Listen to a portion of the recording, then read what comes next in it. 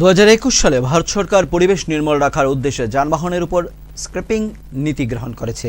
এই নীতির উপর শুক্রবার প্রজ্ঞাভবনে একদিনের কর্মশালা অনুষ্ঠিত হয়। এই কর্মশালা উপস্থিত ছিলেন পরিবহন মন্ত্রী সুশান্ত চৌধুরী, পরিবহন দপ্তরের সচিব ও অধিকর্তা সহ বিভিন্ন দপ্তরের আধিকারিকরা।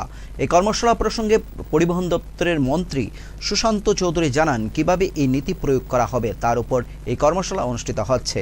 পরিবেশকে নির্মল রাখতে ভারত সরকার এই নীতি গ্রহণ করেছে। দুটি পর্যায়ে এই কর্মশালা অনুষ্ঠিত হয়। এর মধ্যে প্রথম পর্যায়ে অনুষ্ঠিত হয় উদ্বোধনী অনুষ্ঠান।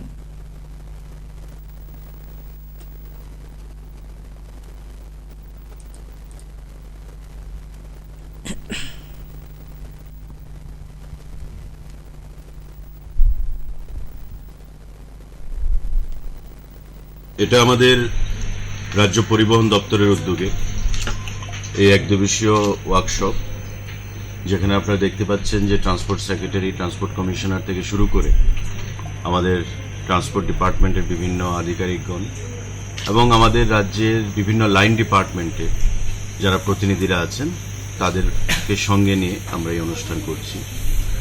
মূলত যে ভেহিকেল স্ক্র্যাপিং পলিসি কেন্দ্রীয় সরকার সিদ্ধান্ত গ্রহণ করেছে 2021 সালে, যে পরিবেশকে নির্মল রাখতে হবে এবং এতে করে 15 বছর বেশি যা বয়স গাড়ির, সেই গাড়িগুলো যেগুলো সরকারি কাজে ব্যবহৃত হচ্ছে সেই গাড়িগুলোকে স্ক্র্যাপ করা হবে।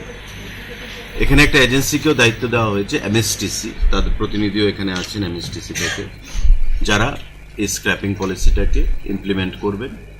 এবং সারা দেশে আমাদের সরকার এই সিদ্ধান্ত গ্রহণ করেছে, ভারত সরকার মোদীজির নেতৃত্বে, যে পরিবেশকে নির্মল রাখতে গেলে গাড়ির যে ধোঁয়া, যে বিশেষ করে 15 বছরের বেশি যে গাড়িগুলোর বয়স, তার থেকে যে ধোঁয়া বের হয় সেটা পরিবেশকে ক্ষতি করে।